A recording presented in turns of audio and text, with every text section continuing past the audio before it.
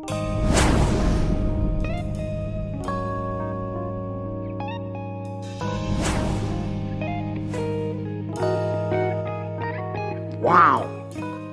wow. Assalamualaikum warahmatullahi wabarakatuh guys, jumpa lagi dengan saya Bro Windo.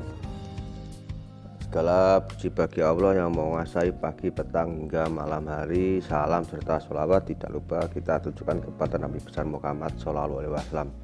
Jadi pada tanggal 26 Mei kemarin 2021 adalah telah terjadi salah satu siklus 23 tahunan sekali, yaitu terjadinya gerhana bulan, yaitu sejajarnya matahari, bumi dan bulan, sehingga mengakibatkan bulan itu tertutup oleh bumi karena penyinaran matahari terhalang oleh bumi, dan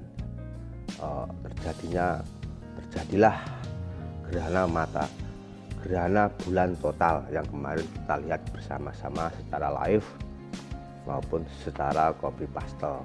Jadi secara sains atau secara teknologi, terjadinya gerhana bulan adalah terjadinya gerhana bulan total itu terjadi 23 tahun sekali, yang memang bulan pada posisi sejajar dengan bumi dan matahari, sehingga bulan tertutup oleh bumi dan penyinaran matahari tidak bisa sampai ke bulan. Jadi ini adalah salah satu fenomena alam yang memang tidak lepas juga dari kekuasaan Allah Subhanahu wa Ta'ala, supaya kita umat manusia untuk selalu bersyukur, mengingat Allah bahwa alam semesta dan seisinya adalah dalam genggamannya.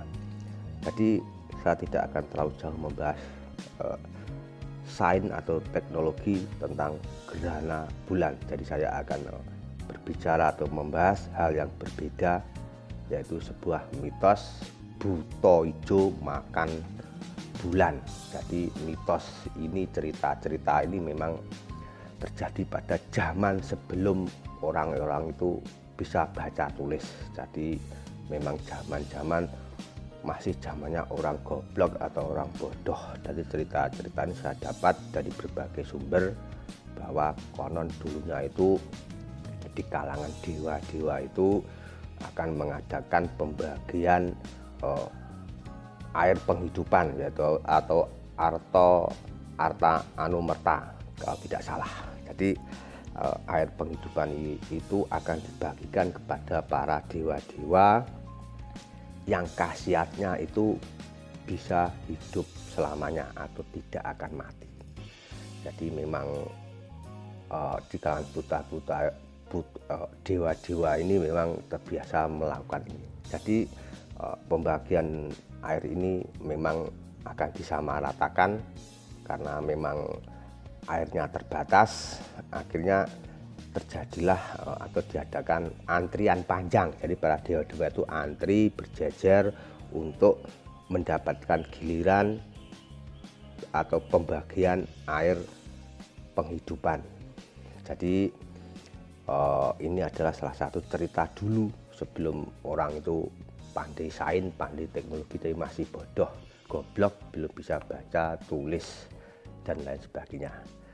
Jadi di tengah-tengah antrian para dewa itu untuk mendapatkan air penghidupan itu ada siluman guys. Jadi ada oknum yang masuk tanpa sepengetahuan dewa-dewa. Jadi yang dinamakan itu buto. Buto ini melihat atau mendengar akan ada pembagian air penghidupan, lalu dia menyamar menjadi dewa dan ikut antri di tengah-tengah antrian para dewa itu. Dan penyamaran buto ini itu diketahui oleh dewa matahari. Jadi lalu dewa matahari itu berkata, kamu kok ikut antri buto? Apakah dengan penyamaranmu itu kamu bisa mengibuli saya? Jadi memang ketahuan oleh dewa matahari akhirnya buta itu yang menyamar menjadi dewa untuk mendapatkan air penghidupan lalu dipanah lehernya oleh dewa matahari. Jadi leher ke atas itu, kepala itu masih melalang buana di angkasa, masih hidup karena memang sudah meminum atau mendapatkan air penghidupan, dan bagian tubuhnya itu jatuh ke bumi. Jadi setelah buta itu dipanah karena dia sudah meminum atau mendapatkan pembagian air kehidupan, dia masih, kepalanya itu masih hidup melalang di buana dan berkata kepada dewa matahari, suatu saat di hari pembalasan saya akan membalas tindakan kamu. Jadi tindakan dewa matahari yang memanah leher buta ini nanti akan dibalas oleh buta hijau. Dan hari pembalasan itu menurut orang-orang kuno, orang-orang zaman dulu yang masih bodoh itu, yaitu buta itu akan memakan bulan dan matahari. Dan mitos atau istilah-istilah cerita ini bila terjadi, yaitu bulan itu tertutup oleh bumi, nah maka orang dulu itu menamakan gerhana bulan atau bulan dimakan buta. Jadi istilah-istilah cerita-cerita ini dulunya memang diyakini demikian, karena memang itu orang itu masih bodoh, belum bisa baca tulis, teknologi belum maju, akhirnya diamini saja. Jadi cerita ini diamini saja atau diyakini sebagai kebenaran.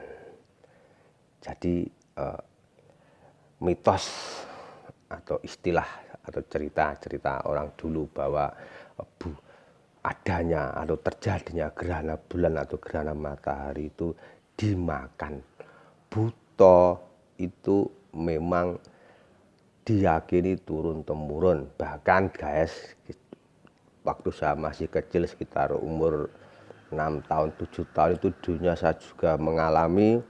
Saya dulu itu pernah diutus oleh mbah saya nulis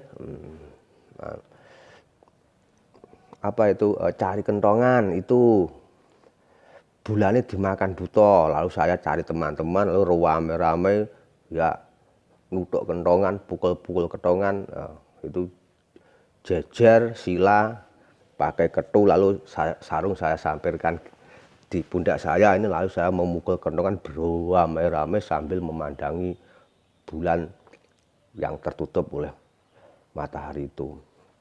Jadi ini memang mitos atau cerita-cerita yang mungkin kalau kita dengar di zaman now, di zaman sekarang ini kita akan tertawa. Jadi begitulah guys, bahwa mitos memang harus tetap diceritakan, dikabarkan, walaupun itu kita tidak meyakini, walaupun itu dibantahkan atau terbantahkan oleh kemajuan teknologi yang semakin melesat. Walaupun demikian kita tidak boleh mengingkari cerita-cerita mitos, karena itu adalah salah satu bagian dari kasanah khususnya masyarakat Jawa di tengah modernisasi. Dan juga harus dikabarkan kepada generasi-generasi mendatang, memang supaya bisa dijadikan salah satu timbangan-timbangan bahwa kita umat manusia itu harus bisa memajukan diri, tekun belajar, giat bekerja, supaya kita lebih bisa membuka fenomena alam atau semakin bisa memahami, mengerti apa isi dan semua yang ada di alam semesta ini. Jadi itulah guys, mitos tentang bulan makan, buta hijau makan bulan. Jadi itu adalah salah satu mitos, dan sekarang saya juga akan sedikit berbagi pemikiran.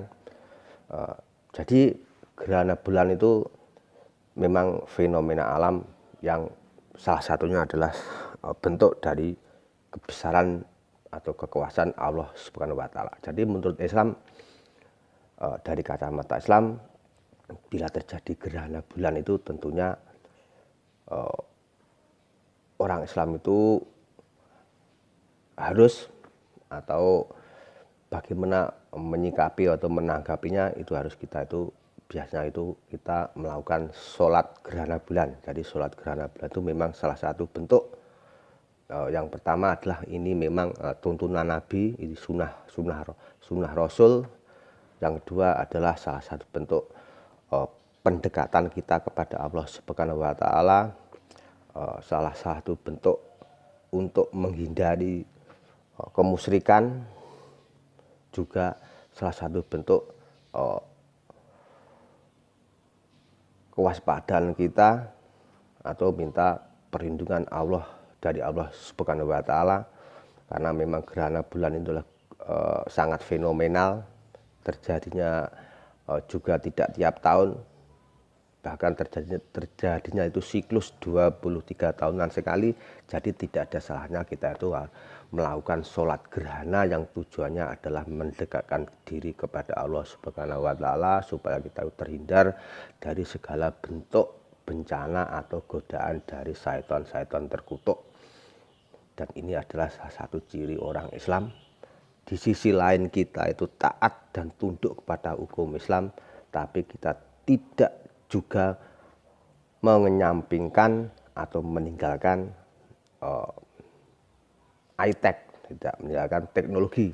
Jadi sebagai seorang Islam kita tetap tunduk patuh kepada hukum Islam, sekaligus kita tidak gagal paham atau gagap IT. Jadi kita tetap belajar IT, menyikap fenomena alam secara IT, sekaligus tetap tunduk pada aturan Islam.